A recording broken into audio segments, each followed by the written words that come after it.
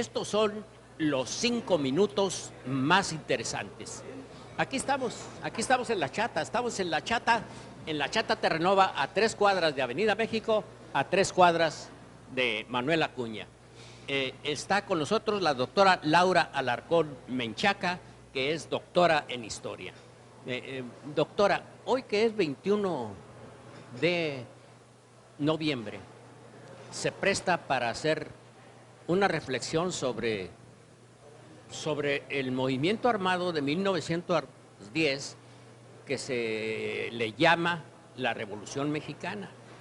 Pero en este mundo actual, ¿hay de veras consecuencias de la Revolución Mexicana para nuestra vida cotidiana y también para el momento actual? O sea, el hecho de que actualmente la llamada la cuarta transformación, que dice así Andrés Manuel López Obrador, ¿influye la Revolución Mexicana en todo esto?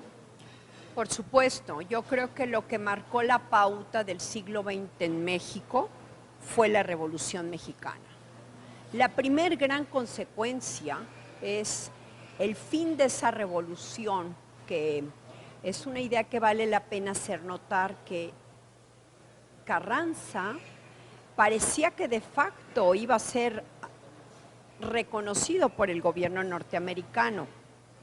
Entonces, esto enardeció a otros revolucionarios. Entonces, la primer gran consecuencia, pues, se da, bueno, viene el gobierno de Venustiano Carranza, y yo creo que la primer gran consecuencia es la promulgación de la Constitución de 1917. Yo creo que hay muchos elementos que se terminan considerando como con consecuencias, cómo concluye, pero la Constitución de 1917 es central.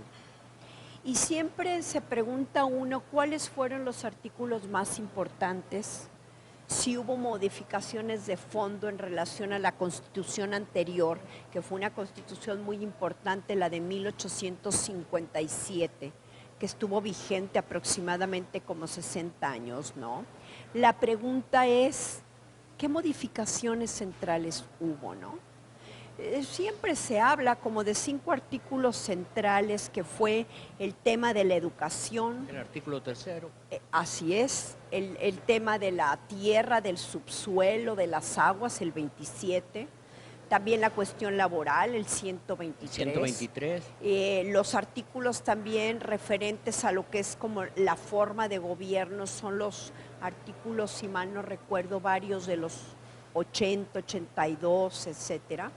Y uno que fue muy importante, el 130, que no se reconoce a las iglesias. Eso conformó mucho al México del siglo XX, que no hay que olvidar que la Constitución del 17 fue una discusión, en mi opinión, siempre insisto, fue una discusión de muy corto tiempo, con mucha ausencia de los congresistas, pero arrojó artículos fundamentales que sirvieron para la construcción del México del siglo XX. Doctora, vamos a seguir hablando de las consecuencias de la Revolución Mexicana, sobre todo lo que viene a influir en la cuarta transformación, en el actual gobierno. Antes quiero invitarle un café. ¿Gusta un café? Gracias, muchas gracias. Es Café La Flor de Córdoba.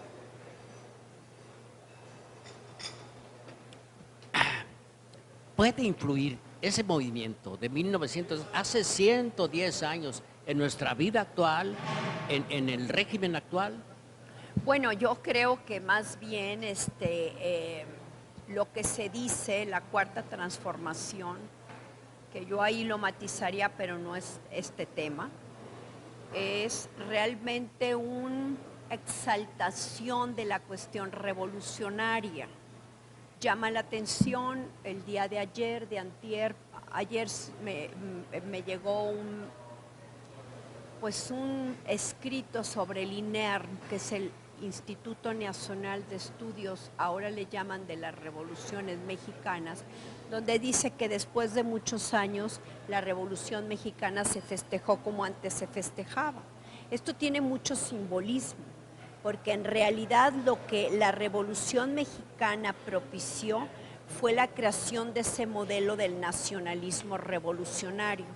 Y no hay que olvidar que para el presidente actual, uno de sus héroes es Lázaro Cárdenas.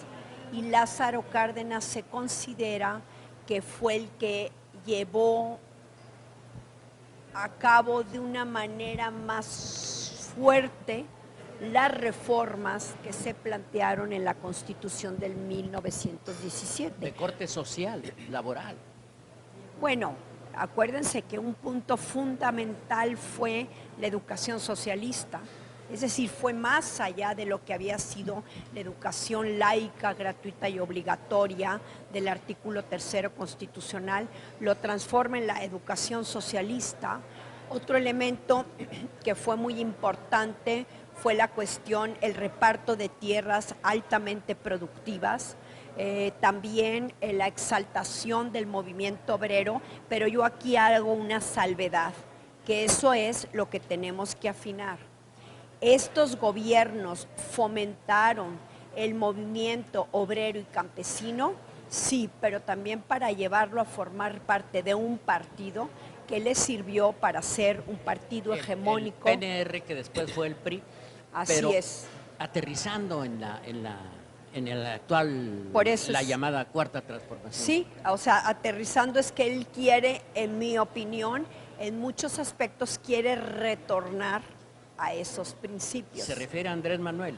Sí, en mi opinión eso es lo que está señalando.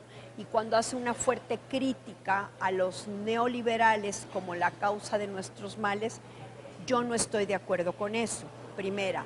Segunda, cuando él habla y critica a los conservadores, que el término necesita matizarse, yo me pregunto si él no es un conservador, porque quiere conservar, en mi opinión, el orden existente que se dio después de la revolución y que fue un poder hegemónico. No, yo me pregunto quién no es conservador o quién no quiere ser neoliberal. Bueno, habría que discutirlo, es toda una discusión que necesita afinarse porque ahora se manosean muy fácil los conceptos. Yo quiero agradecerle su sapiencia, su paciencia y la forma tan amena que nos ha explicado la historia a la doctora en historia Laura Alarcón Menchaca. Muchas gracias. Muchas gracias, señor Guardado. Muy agradecido, muy agradecido. Yo soy su servidor, Ramón Guardado. Quiero agradecerles que siempre estén con nosotros.